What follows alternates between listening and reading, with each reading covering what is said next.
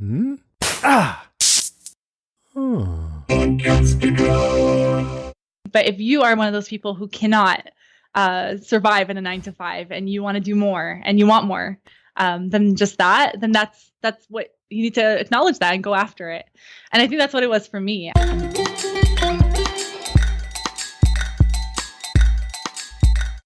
Podcast Junkies, episode 138. Welcome back. This is the show where I speak to amazing podcasters with interesting voices, and it's just me and them, and you are listening, and we're all kicking back our heels, and we're talking about shows and whatever else is on their mind. In case you missed last week's episode, it was with a new podcaster. Her name is Claire Duffy, and her show is called Women of Hollywood Land. It's an interesting look into the movers and shakers of that era, the 1910s, the 1920s, and she does such a fantastic job of telling their story. It's a story that more people need to hear, and I'm really happy we connected on Twitter and were able to have a follow-up conversation on the show last week. So that's episode 137. This week, I have the pleasure of speaking with Nicole Abboud. Nicole and I have been friends for probably 3 years, but we haven't seen each other in such a long time after having spoken at a panel together here in Los Angeles. She's the host of the Gen Y Lawyer, and we engaged, I think it was on Instagram, and I realized, I was thinking to myself, why haven't I had her on? So we reached out and we were able to make it happen. It's a great conversation. We talk about what her parents thought when she started podcasting, what it was about practicing law that burnt her out, the 9-to-5 employee mindset versus the entrepreneur mindset. That's an interesting discussion. This idea of compassionate management, we dive deep into that. We talk about how podcasting has changed the way she interacts with people in person and who she would love to have on her podcast. So those are just some of the points, and you really got to jump in to get the heart of it. This episode is brought to you by Podbean. Podbean has a podcast. It's called Podcasting Smarter, and it's hosted by my friend Jennifer. And this week's episode, she gets together with her partner in crime, Vernon. The episode is known as Spill the Beans, and it's where they bring listeners up to date with the happenings of the podcast landscape. So this episode, they talk about the 5-star rated Podbean app, which now includes Intelligent Feed and Volume Boost. And in case you didn't know, you can actually accept donations via the app, and listeners can comment directly from within the application. So if you are looking for a new podcast player, aka podcatcher, then definitely give the Podbean app available in the iTunes App Store or via Android a try. Make sure you stay till the end of the episode where I reveal this week's retention hashtag. But for now, enjoy my conversation with Nicole. So Nicole Abboud, after probably 2.5 years maybe of not connecting, welcome to Podcast Junkies. Thank you so much for having me. It's such a pleasure. And then, so I always try to tell the story. We first met through Esprit Devora, past guest Esprit Devora, Yep. at the pod. What was it? What was that talk? Yeah, it was like a little co-living space, Yes. Right? In Hollywood somewhere. And we sat on the panel. And what was interesting is that the word pod in it, but it had nothing to do with podcasting. That's true. It was more like a little pod, space that you sleep in. Pod share. Yeah. I'll yeah, there you go. Pod share. Was it pod share? Yeah. And then this is the craziest thing. I was on a flight somewhere, and it was one of those shows where they sort of like they pick entrepreneurs, and you gotta apply and you get audition for them. And one of them was, what's her name? the girl who runs that Podshare thing. And really? Yeah. I don't remember her name. It'll come pretty to cool. Yeah. So and I saw her on a plane, and I'm watching her, and she's being like, she's making the final cut, and they're investing a little bit for her idea. But I was like, okay. I know her. Yeah. Did it go far? Yeah. Did her it idea went far. make it? Okay. Yeah, it went far, and I think she recently got funding for to expand those out. So. Okay. Very nice. So for listeners, so that's how we met. Yeah. So for listeners' benefit, Esprit's a magical connector. Yeah, it is a special talent of hers, isn't it? Yeah. And so at the time, you had recently started Gen Y Lawyer? Yeah, I think I was actually only a few months in. So I launched my podcast in March of 2015. Yeah. I can't remember exactly when we had that panel, but I am, I guess, 2.5 years in at this point. Yeah. I think it was almost 2 years ago since that we met. So it was probably you had probably just started. Yeah, that's true. Well, did I seem like I had been doing it for a while? Yeah, I was trying to fake it at that point. Yeah, it's all in how you carry yourself. I guess, but I just fell in love with it from the get-go. So that's probably why I was so excited to even be on that panel talking about it. Yeah. So I think in the beginning, we probably didn't talk about it too much, but do you remember who it was that was inspiring you, or was it that you were just getting content from podcasts, a lot of content from podcasts at the time? I actually didn't listen to a lot of podcasts, or didn't listen for that long before I decided to start my own. I think it was one of those things where I listened, it made sense for what I wanted to do, and I kind of just did some research and jumped in about a month later. I really hate that this is the reason why, but I think Serial was one of the first major podcasts that I actually listened to. Yeah. And I feel like a lot of people say that, and like old time podcasters kind of cringe when they hear that. But that was really my entry into it. And then I kind of just exploring other legal podcasts, because that's the space I wanted to be in. Took a month to really think about it, structure it, figure it out, and then I launched it. So I imagine, as all lawyers do, when you first get into law and you take the exam, your idea at that time is to become a working lawyer, right? I think so, right? Yeah. Yeah. So, I was actually at the time. So I am no longer practicing, which I'll come back and explain how that happened. But I practiced for a total of about 5 years. Okay. Graduated in 2011. You're right. I wanted to be a lawyer. Growing up, I wanted to be a lawyer. I loved everything about law school. And it wasn't until I actually started practicing that it just hit me that this is not what I want to do for the rest of my life. I was not enjoying it. I was unhappy pretty regularly, which is not good when you're looking at a 30, 40-year career. Yeah. So I started exploring what else is out there for me. But in this period of exploration, I started asking other young lawyers what they were feeling and how they felt about the law, what they were doing. So I had a lot of conversations with young lawyers who were practicing in pretty cool ways, in unconventional practice areas. A lot of them had left the law, started a business. They were happy, successful. And I thought, I'm having all these conversations. Why not record them and share it with everyone else? Yeah. And that was kind of the beginning of the podcast. But did you have, besides obviously this desire to become a lawyer, was there any other entrepreneurial streak in your past? Yeah, I think that's kind of that. Yeah, I can definitely trace back to a lot of moments in my childhood where I was just like, okay, if I had just really listened to what I really wanted in life, maybe I wouldn't have gone to law school. So I actually didn't have a lemonade stand like most kids. Instead, I would put on neighborhood carnivals. Yeah. Like, it was really elaborate. Like, I'd have games. I would create the games. I would make the little popcorn things, the little newspaper roll-ups where the popcorn went in there. And I would charge kids. Yeah. And I would charge kids to come in and play. So that's kind of how I made my money as a kid. Straight into live events. Seriously, I guess I like planning events and making money. So yeah, that's kind of my background. My dad was kind of an entrepreneur. He dabbled in a few things as well, but I guess it's always kind of been in there in me. And when I was practicing, I started off at a firm, but about 3 years later, I opened my own practice. And running your own practice is kind of like running a business nowadays anyway. So I got a little feel for the business side of things when I opened my practice. Now, I don't know if we want to jump into what life is like for me now. Sure, let's jump into it.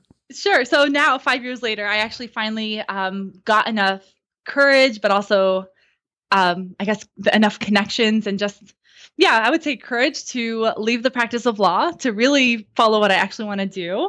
And as cliche as it sounds, to follow my passions of building a business, right? So I'm trying to combine this practical business that I'm building with just my vision of what I want to do in life.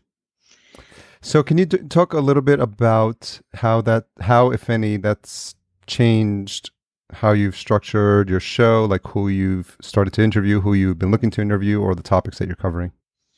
Yeah, definitely. So I feel like my show is a reflection of what's happening in my life at the time that I'm recording. I imagine that's true for most podcasters, right? So in the beginning, my show was it had a lot of guests that were practicing.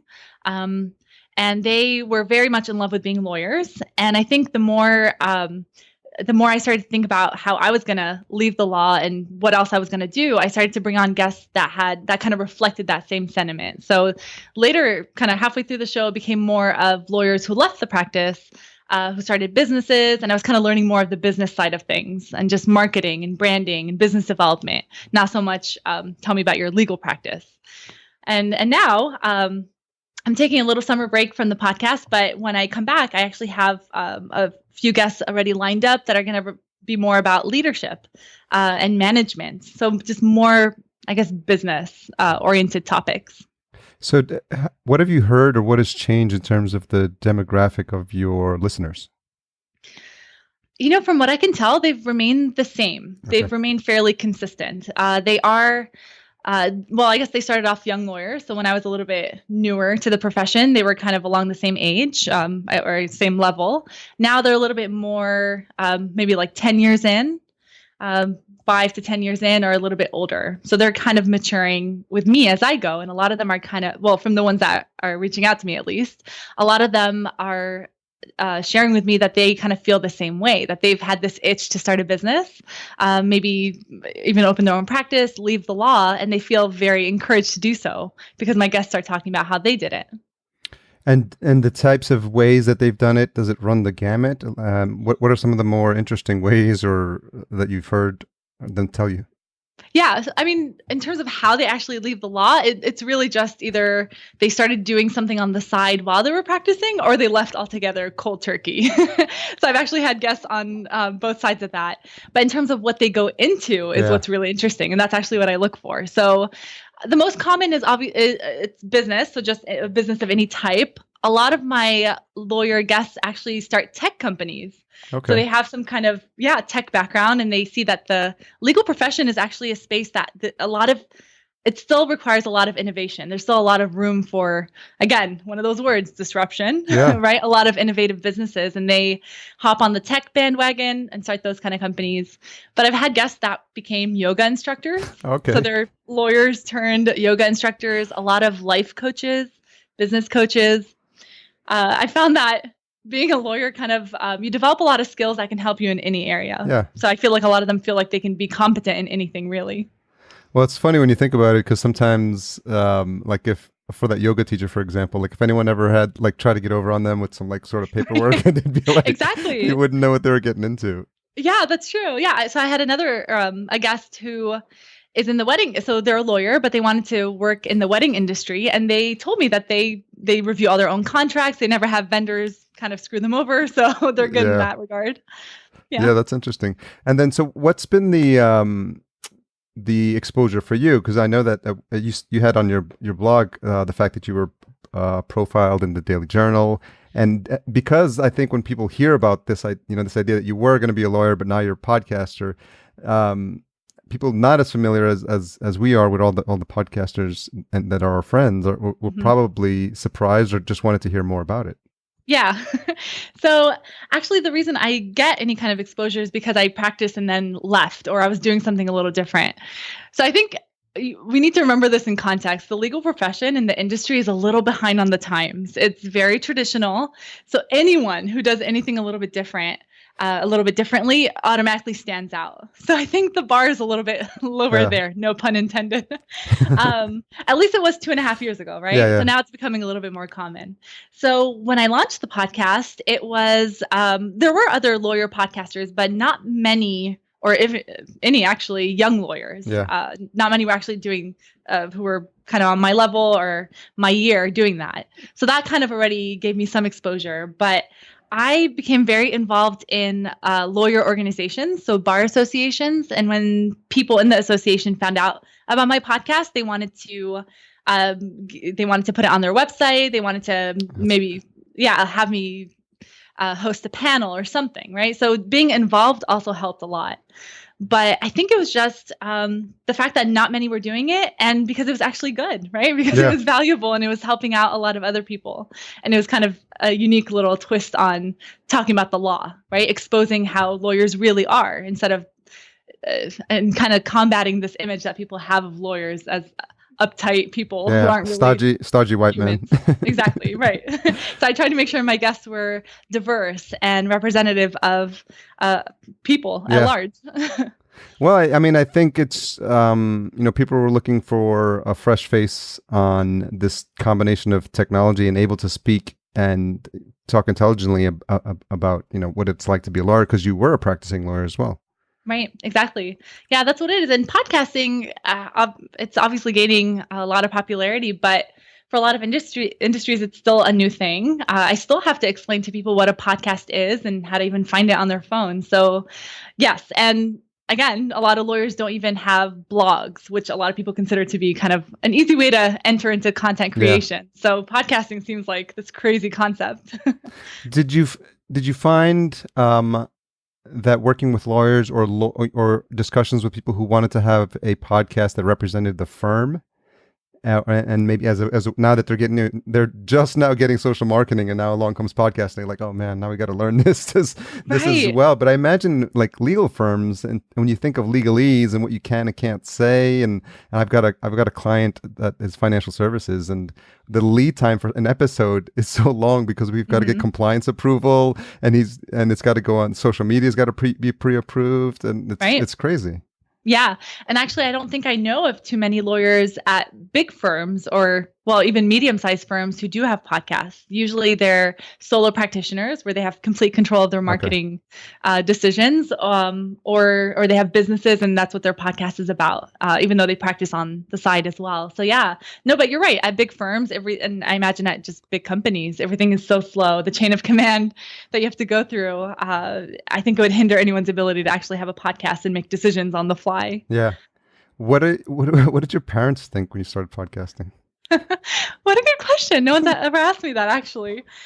I don't think they knew what it was, to be honest. So I think I don't think they knew what it was. And it wasn't until I started getting some recognition. So friends were sharing it, and family members were sharing it on Facebook, that my dad was like, what is this? What are you doing? Like, who are you talking to? And I was like, oh, they're just interviews. Don't worry.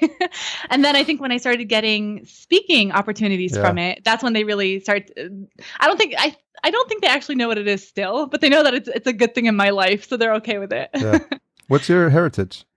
I'm Lebanese. Lebanese. Okay. Are your parents first, second generation, or? Well, they came here when they were 16, and both of them, and I was born here. Okay. So but what better way to explain? They've become fairly Americanized. Yeah.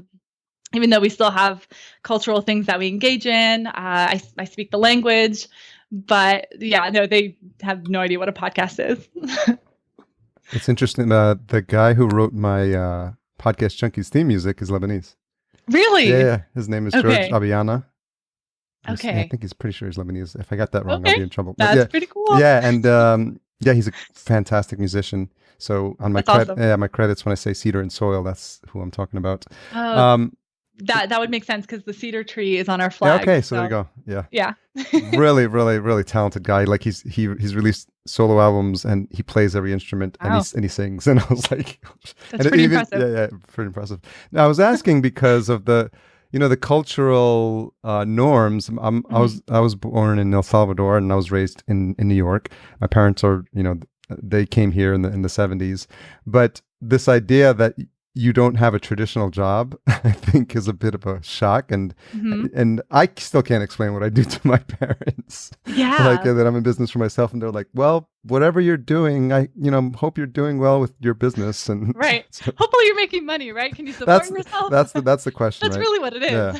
So I'm wondering if this is in terms of you and your family, if you have siblings, like what that looks like.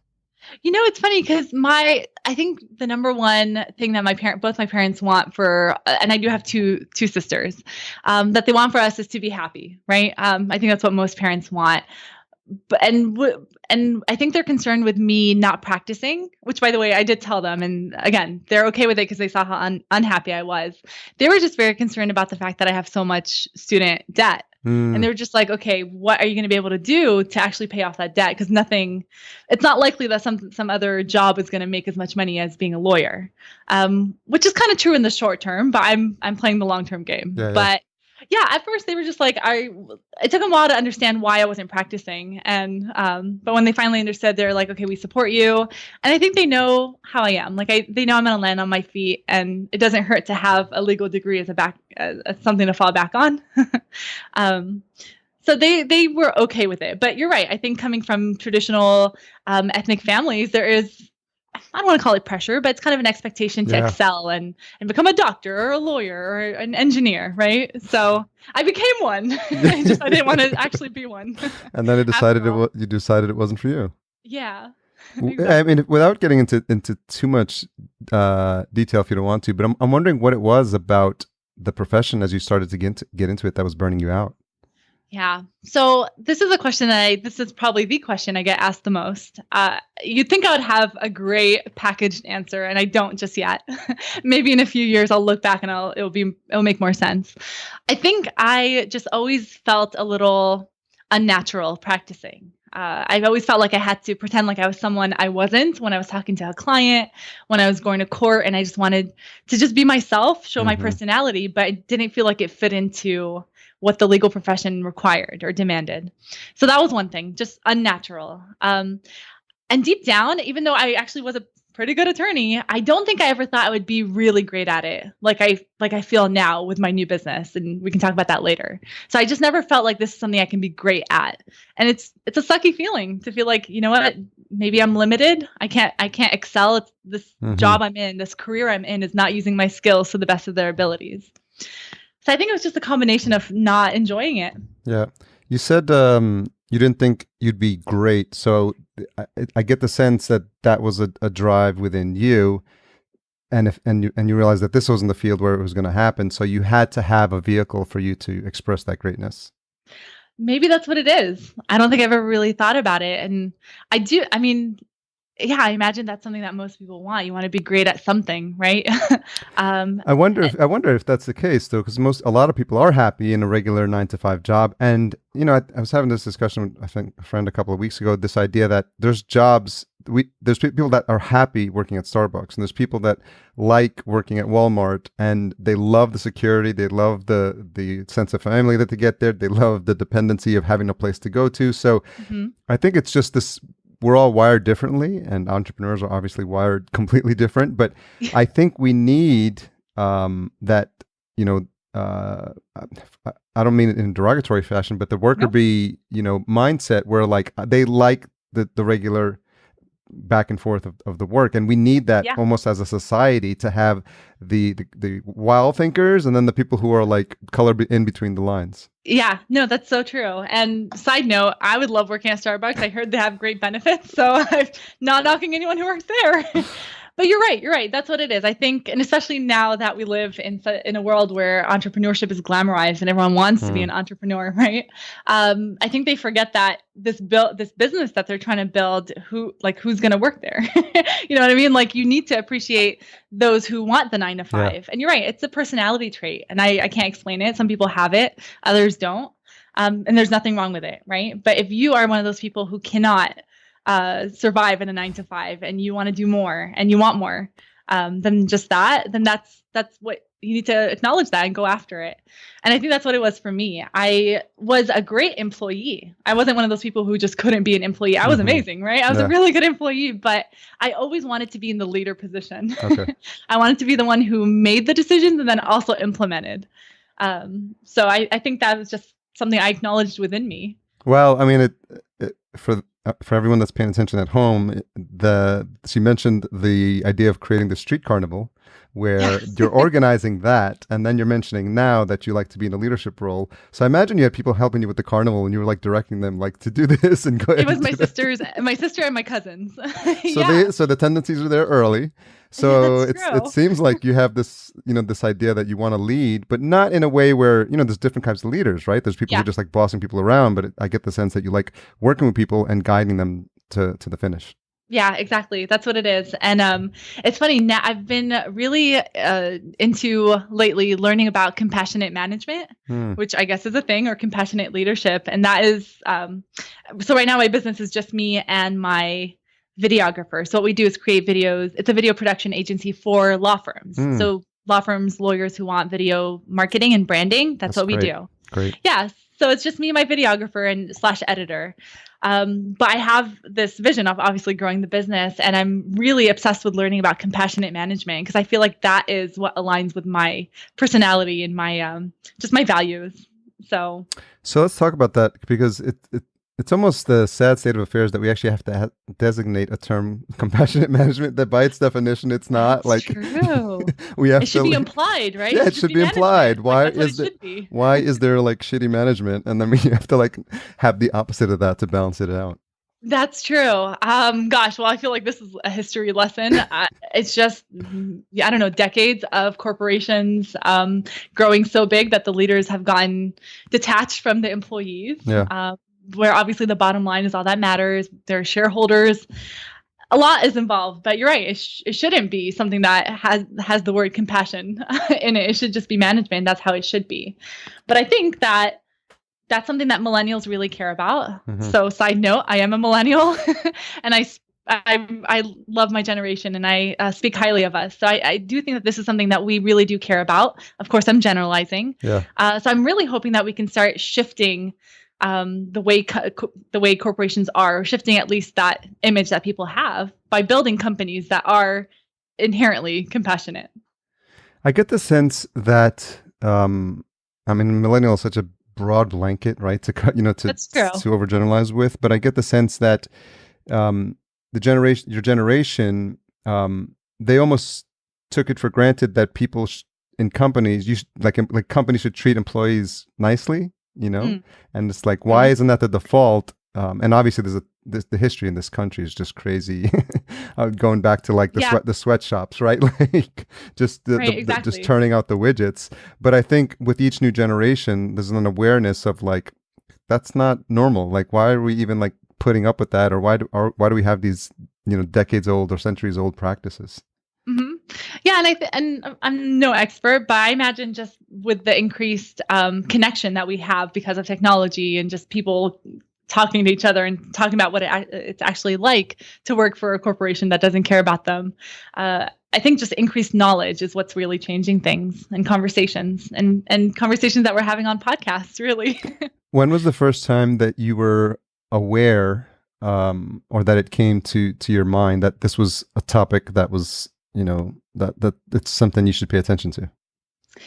The compassionate management? Yeah. When I found out that there was actually a term for it, that it was actually a thing. I think that's just my style.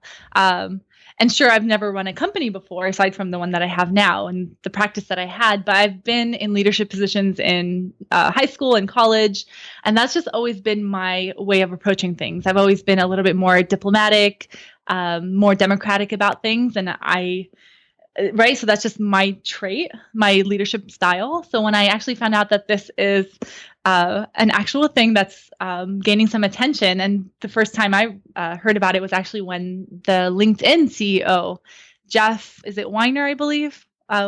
Reid Hoffman? The current CEO. Exactly. So it's Jeff, and it's either Weiner or Weiner. Sorry, I'm messing it up. But either way, so he's actually the one who is the first time I heard anyone in a high position talking about it. And I was like, oh yeah, that is what I do. I didn't realize that was something that others don't. But that's just, it's just caring about people and recognizing that when you care about your employees, they're going to produce better work or provide a better service. Ultimately, you will make more money because of that. So it's just a natural evolution. Is there a definition for people who aren't familiar with the term? I don't. What do you mean? No, compassionate management. Like, is there a set of guiding principles, or is there places like websites people go to if they want to see if their company would fit the definition, or is it still like loose and just informal, and it's just a term for now? I think, as far as I know, it's the latter. So it's a little bit loose. I hope I could be wrong. I don't know. I'm sure there are a lot of resources online, but when you Google it, for the most part, a few names show up pretty often, a few companies. So I imagine it's not something that a lot of companies engage in. But in terms of principles, honestly, it's just caring about your employees, not automatically going for the fire, firing someone for something that goes wrong. Yeah. Simon Sinek is another thought leader who actually talks about this. Okay. The Leaders Eat Last. That's Yeah. probably a great resource, a Okay. great book to read. It's also a video that people can check out on YouTube. But that's another person that kind of turned me on to this. The fact that if you protect your employees and make them feel safe at work, then they are going to protect you in return. Yeah. Totally. So those are probably great resources to start for anyone who's interested in learning more.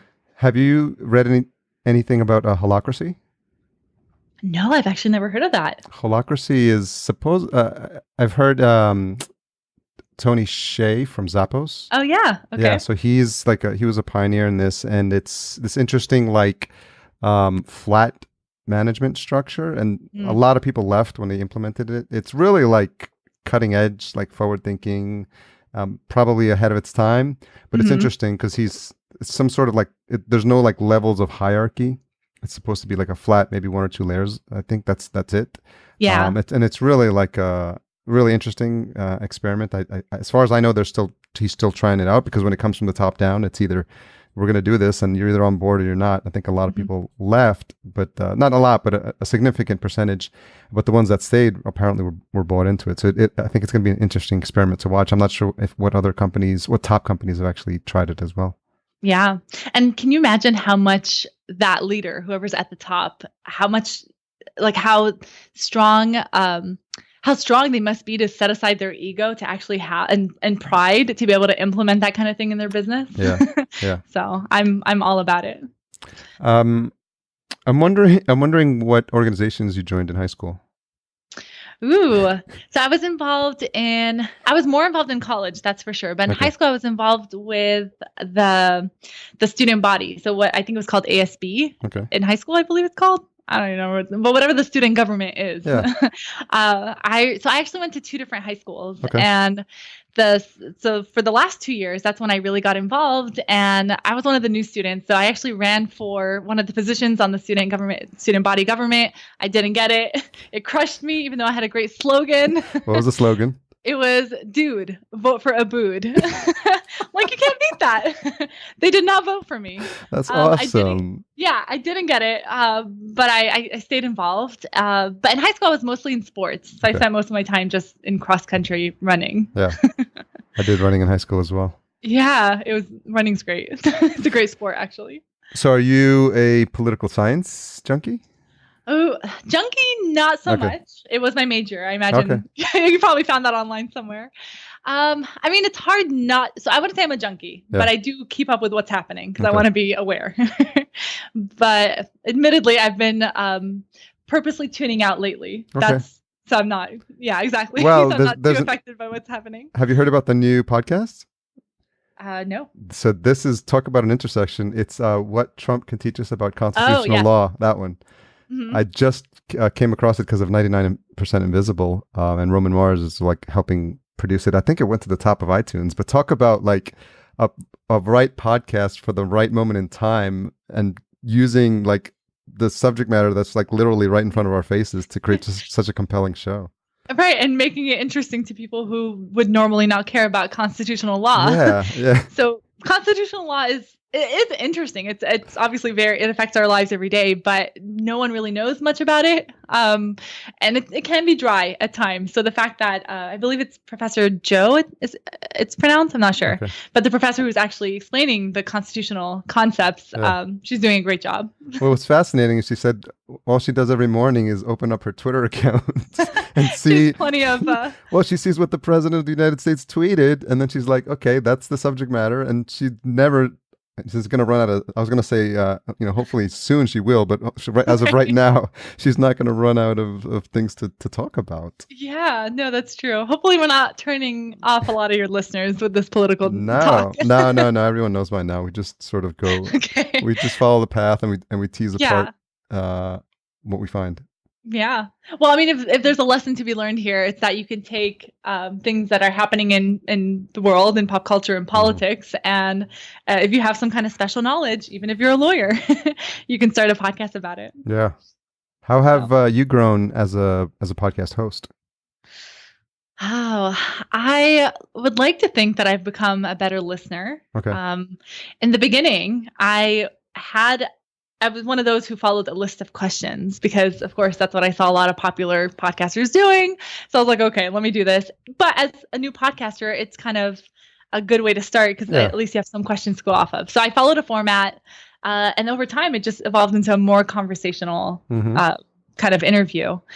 But I think I've become a better listener. I like to, I mean, I like to think that I'm better able to connect with people. I think the one downside, if there is going to be any, if there are any, is that sometimes I find myself so I'm so good at connecting with people through my podcast or through video that when I talk to people in person, I think I've become a little socially awkward because I'm just staring at people through a screen all day, or it's just me and my microphone. So when I'm actually at a networking event, a little part of me is like, I wish I had a microphone here. But other than that, it's only upside, really. It's just made me braver. I ask better questions. I listen. I'm actually interested in people's stories, and it's given me a platform to stand on, to build my brand on. I guess sometimes you can tell by the nature of the conversation. So I'm wondering if there's one of your more recent ones where you really felt like, you were asking the right questions and you were getting maybe even something that surprised you out of one of your guests.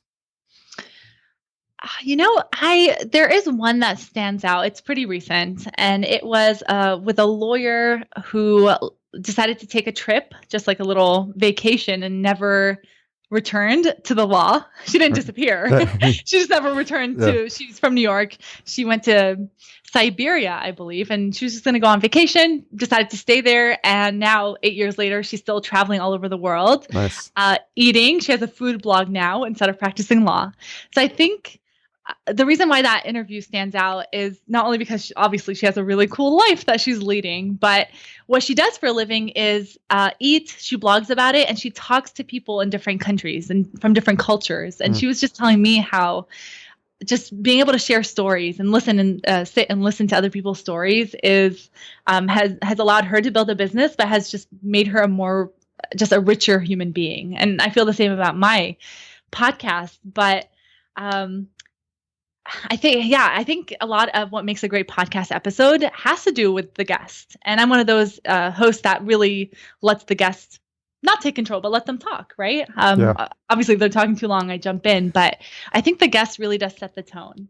I've had guests where I had to it was like pulling teeth just to get them to answer more than yes or no, which maybe I should have done my homework and not had them on. But so the guest really makes the episode, in my opinion. So I don't know if my listeners tune in for me or tune in for the guest.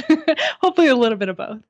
I would think, because it's that special combination of whatever magic you two create together, because you could have the same person on different episodes. And I think it's the skill of the host to figure out, are they just going to ask them the stock questions, or are they going to let them get away with the same answers that they keep giving on the other podcasts? And so, you have to find out what you can talk about that they haven't talked about, which is, not always easy, or, see if they mention something just in passing, and you can be like coming back to that point, because the listener is always there, like listening along with you. And if you mentioned something about, a street carnival and I didn't ask you anything about it, they would have been like, why didn't you ask her? That's true. But I mean, I'm guilty of doing this, but sometimes I do let those little gems slip by because maybe I'm just too much in my head and I'm thinking about the next question. So I'm guilty of that. And it upsets me when I listen back to my episode. Like, didn't you catch that? Why didn't you ask about it? So it still happens. Have you found that it has changed the way you interact with people in real life? So yeah, in a few different ways. So those who know that I have a podcast, I think, they become more interested in me. So then it's a natural conversation. I can easily talk about my podcast. So I think it opens up the conversation, or it takes it to a place where I didn't think it would. To other people, kind of what I said earlier, it's made it a little bit more awkward. I feel like I need to kind of start going to more in-person events, so it's not just me and the mic all the time. You consider yourself an introvert? No, not at all. Okay. I've always been an extrovert. For a while I thought maybe I'm one of those who's a combination of both. I think I've heard those exist. I Yeah, don't know yeah. if it's accurate. But no, I am a straight up extrovert. Yeah, there's no doubt about it. What is it about the conversations in real life, IRL, without the microphone that make you a bit nervous? Uh, it's maybe I don't even know what it is. Maybe it's not anything. Maybe it has nothing to do with the mic. Maybe I am just blaming it on the microphone and the podcast. But I think for a while I felt like I stopped having anything in common with a lot of lawyers. So I go to a lot of lawyer events. And during that time when I was trying to figure out who I was and what I wanted to do, I think I felt like I had nothing in common with them anymore because I wasn't practicing or I was going to leave. So I didn't have much to talk about there. And when I mentioned that I was going to start a business, but I hadn't really started one yet, I felt like I couldn't really talk about that either because they would just look at me like I was crazy or wasn't doing anything with my life. So I think for a while it was just what was going on in my life. It was reflected in my inability to connect with other people. Interesting. Yeah. Does that make sense? Like I didn't know how to represent myself. I was kind of going through a little bit of an identity crisis. So I didn't know what to say to people. Yeah, you were in that transitionary period, right? Yeah, exactly. But I'm wondering if that's a function of then realizing you need to find like different circles to hang out in. Yeah, that was one result. And I did kind of broaden my circle. I go to a lot of business events now, business networking organizations, those kind of things. And I go to a lot of podcasting events where I feel at home. Those are our peeps. Yep. Exactly. But now that I have kind of rediscovered what I want to do and who I want to be, it's become a little bit easier to connect with others again because now I've found who I am again. Yeah. Well, it's interesting that you can make it through that transitionary period because you probably know people that are still lawyers and they're just probably not that happy about it. And yeah.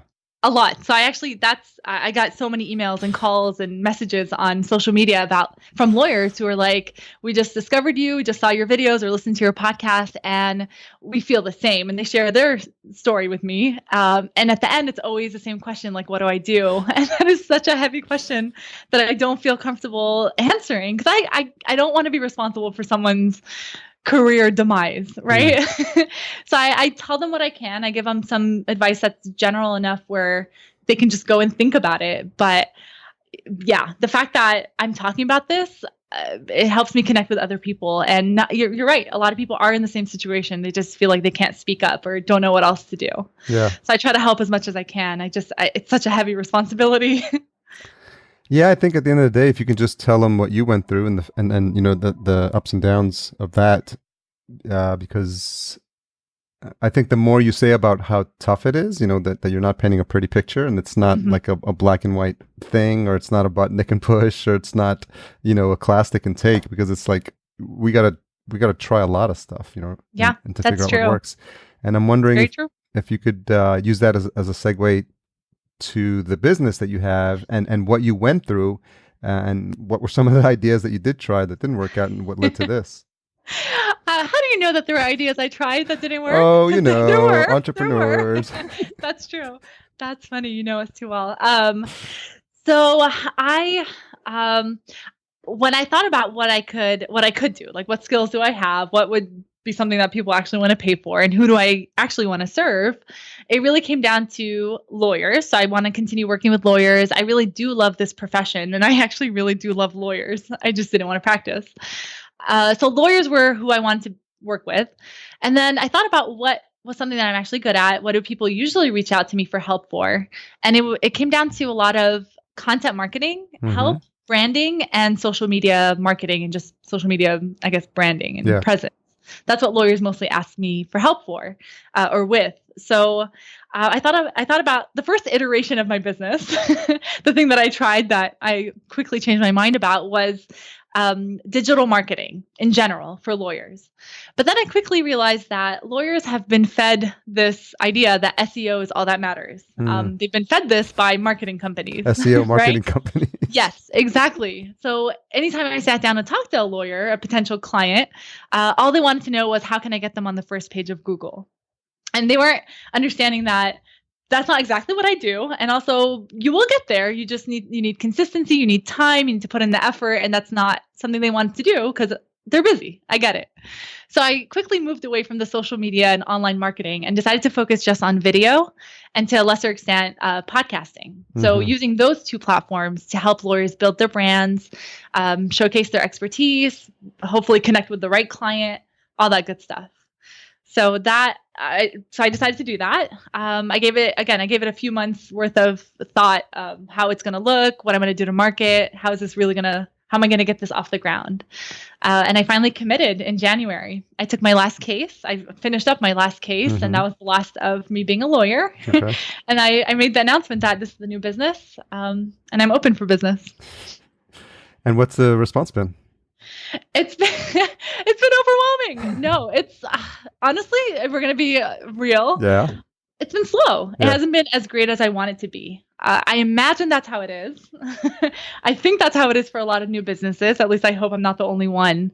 It's been slower than what I want, but I think it's been steady. It's been steady enough where I'm content for now, where I can handle the work and then still work on growing. But it's only 6 months in.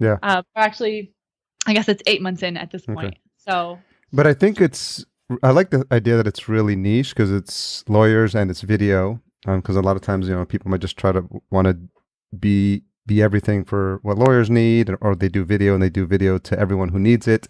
And the fact that you can keep laser focused in and maybe even eventually specific types of practices, that are doing a certain, maybe there's a certain kind of practice that makes use of video more. Yes. So that might be something to think about. Yeah, no, that's definitely a good idea. And there are a few practice areas that I found I've narrowed in on because those are the ones that have reached out to me the most. So family law is a big one. People usually Google a divorce or something like that. So family law, employment issues, business issues. So those areas are the ones who utilize my services and videos the most, in my opinion. Well, so that's good. That's good to know. And then that'll tailor your message because when you're speaking to people and and if you are going to run Facebook ads or you do any promotional material, if you're speaking specifically to that niche, they're going to resonate with that message. Because, if you drop in a couple of phrases relative to family law, or challenges they have or why they would need it, they'll be like, oh, wow, Nicole's speaking directly to me. Right, exactly. Dude, you got to go with Abboud. I should bring that slogan back because it worked so well for me the first time, right? Totally bring it back. Yeah, you're right. But I think having been a lawyer, a practicing lawyer, I can connect with the lawyers on a different level and bring that knowledge to the videos. So it's not just the technical aspect or the creative aspect, but it's also the legal knowledge.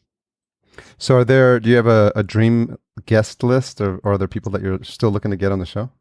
For the podcast? Yeah. There are a few lawyers that are well known in the profession who have amazing lives and have built great careers that I would love to have on. The one that comes to mind is one that I actually just saw speak in person a few days ago. His name is Brian Stevenson. He was a TED speaker. Okay. I don't know if he rings a bell, but he is doing such great work for children who get the death penalty and just children. Yeah, exactly.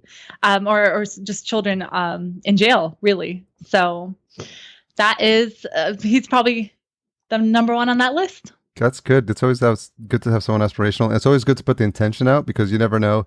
That's true. Who might be listening or just, I believe in intention. So once you put that vibration out, the universe is like, okay, got the message. We'll start putting the pieces in place and And I feel like being on the show is going to help with those vibrations. Yeah. I feel like you have a closer connection to God or something. You're going to make this happen. I do. Yeah. At HOV Lane. There we go. You're going to see Brian on my show in a few months. Yeah, sure. And you'll be like, I knew it. Yeah. Should ask for more. Yeah, well, it starts there. And then it's funny because there's probably some super upper echelon that you're not even thinking about. But because you're thinking of someone that's attainable, but still a little outside your reach. But you'll find that once you get that one, then they'll he might say a good word. And then that's how you sort of stair step it. And I think that's what podcasters have been doing it for long enough time realize that the word gets out and people like what you're doing. They start recommending people to your show and they start suggesting guests. Yeah, that's true. And you build up. Yeah. Exactly. So changing gears now. Sure. Thanks again for being generous with your time. Of course. What's the one most misunderstood thing about you? Oh my God, you're like stumping me with these. I don't know. I don't know if I can answer that because I wouldn't know if someone has a misunderstanding or some kind of misconception about me. Or, because sometimes it's this perceived persona or someone, and it happens with podcasters now too, right? So people hear you and then they think you're a certain way, and then when they meet you, or people that have just misunderstood something about you. Yeah. I don't think that anything comes to mind. I think the beauty of being a podcaster is that it's very hard to hide who you really are. Okay. So maybe it's difficult to be misunderstood since you're putting it all out there. Yeah, I don't think anything comes to mind. For the most part, what you see is what you get. Yeah. I'm not one of those people who speaks my mind all the time. So I'm not going to be in your face telling you exactly how it is. I think I'm very, like I said, I think I'm a little diplomatic about how I give people feedback or criticize someone. Is that the lawyer in you? Maybe. Yeah, maybe it is. Or maybe it's just a personality trait. But yeah, I'm not in people's faces. I really like to understand people first and then pass judgment. Yeah. No, and then make a judgment call. But for the most part, I don't think I've ever had anyone describe me in a way that wasn't accurate. Do you sense it's a generational thing where it's just more natural to be yourself, and that's why there's, people that are so comfortable jumping on YouTube and shouting like literally what's on their mind on Twitter and posting every single personal picture they can on Instagram. Right. Well, so yes and no, because you're right. Now it's easy to kind of go live or post a bunch of intimate pictures or anything like that on social media. But at the same time, I think we all know how curated those things can be as well. True. Yeah. Right. So I don't know. I don't know if it's a generational thing. I would like to think that, yes, we are a little bit more open about who we are and we're okay with who we are in the workplace, in public settings. But at the same time, I don't know. I think there's a lot of controlling our PRing ourselves, so controlling what people see and think about us. That's true, because it's all a curated feed at the end of the day. No one ever posts like, "Oh, I'm having such a shitty day," and like, "Here's my flat tire, everyone." Like, That's true. That's true. This is me forgetting the umbrella, leaving the house. Like, no one's gonna post that. That's true. I mean, I'm sure there are some though, but yeah, you're right. That's not.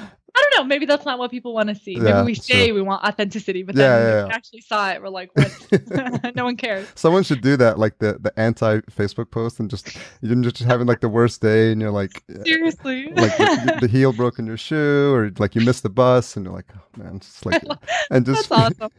But if that's all happened in one person, that was such. Because that's real life, right? And you're like, I definitely don't feel like going on Facebook about anything about my day today. You just have those days, and you're like, what's something go ahead. I was gonna say it's all just, I guess, strategic authenticity. That's strategic authenticity. That's I don't know. Like humble brag. Yeah, there you go. What's something you've changed your mind about recently? What I was gonna wear today. You mean something major? Now you gotta give me both. So. Oh, right. So I was gonna start off wearing a long sleeve, but then it was really hot in Los Angeles today, so I wore a short sleeve. I am A-okay with changing my mind often. It's crazy because I'm Middle Eastern. I'm a little bit stubborn, but I'm not that stubborn when it comes to big decisions. So if someone is able to persuade me that I need to change my mind because it's going to be better for me, it's just a better decision, I will gladly do that. Now, let me see if I can remember an actual example. I feel like my boyfriend persuades me to change my mind all the time. He is a realist. I'm somewhat of an idealist. Okay. So good balance. Yeah. So anytime I have some kind of, so for example, I had this great idea for a marketing attempt to get the word out about my business. And I thought, instead of spending money on Facebook ads, instead of just spending money online, why not have an in-person event where I bring all these lawyers to my house, I wine and dine them, and then I have them record some videos as a promo for my video company, right? Which I thought was a brilliant idea. It still is, by the way. So I shared this with my boyfriend, and the first thing that came out of his mouth was, "But how are you going to make money from that?" Which I guess is the ultimate goal. Yeah. But in my mind, I'm thinking it's about me connecting with them Yeah. seeing that I can make these videos and using them to promote myself. It's a very indirect way to market yourself. But in my mind, it's smart. Well, I mean, I think in the beginning, we got to try everything. I mean, Yeah. and people who are not entrepreneurs, like, I think they don't understand it completely, but like, you just got to have this mentality, like, I'm just going to keep trying stuff. And they say, if you're an entrepreneur, you have to be comfortable with failing fast. I mean, with failing often. And what they say is you just fail fast, fail often. Right. Or fail often, Exactly. fail fast, and just kind of work through ideas, like, because you got to get these ideas out. Because one of them is going to be the good one. One of them is going to be, you know, the idea that helps you start your business. But like all the other supplemental stuff, you know, we're always thinking of like different ideas and different marketing stuff, because we do have to think outside the box. Because if we're doing what everyone else is doing, then it's like, you know, how are we differentiating ourselves? Yeah, exactly. Which can be a problem for entrepreneur. Well, it can be a problem for entrepreneurs who want to follow every idea, not just not just talk out loud or talk it out, but actually do it. Yeah. That could be a problem. But yeah, so him saying that, I was just like, yeah, I guess you're right. Maybe it's not the best thing to do right now. So I changed my mind, even though I still want to do it in the future. Well, what I would say is run it by some entrepreneurial friends. That's true. Yeah, because you're going to need the balance, because they're going to be like, that's a great idea. Yeah, I mean, he actually is an entrepreneur, but he's a little bit more of like, let's make the money. Yeah, that's good. Yeah, I'm more of like, let's make an experience and the money will come. Yeah. Yeah. As long as it's controlled and you're not like breaking the bank to try to do that first one. That's true. Yeah. That's true.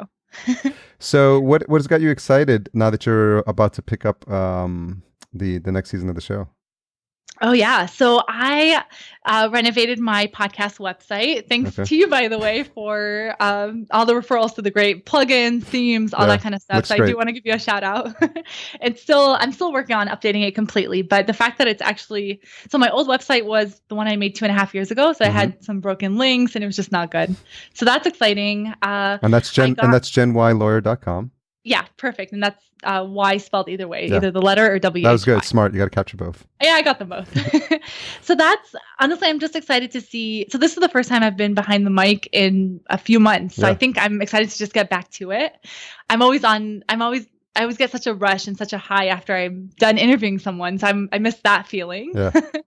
I'm just excited to get back to it. Like, I miss it. I wake up every day, or on Mondays, that's when I usually publish. I look at the podcast app, I don't see mine, and I see all the others, and I'm just like, I miss mine being there. Yeah, I'm sure your listeners miss it too.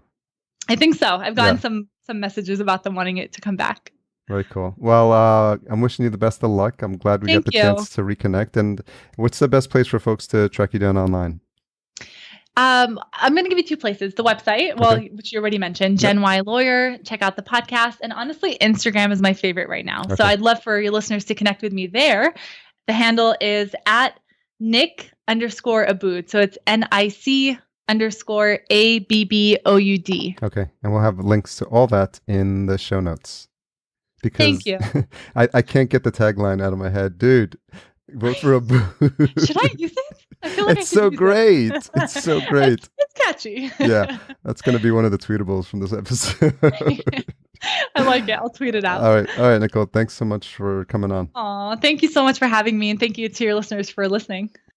So thanks again to Nicole for showing us how you can take a skill set like having been a practicing lawyer and turn that into a lucrative business. And it's not something that happens overnight, but it does come from following your passion and understanding what you're good at. And I think she does a good job of that, and she's really found her niche, and I'm happy to see that she's having some success. Don't forget to support our episode sponsor, Podbean, at podbean.com/podcastjunkies. Tune in next week and hear my conversation with Rob Greenlee. It's been a while since Rob and I chatted, and I looked at the calendar, and it was actually close to 2 years.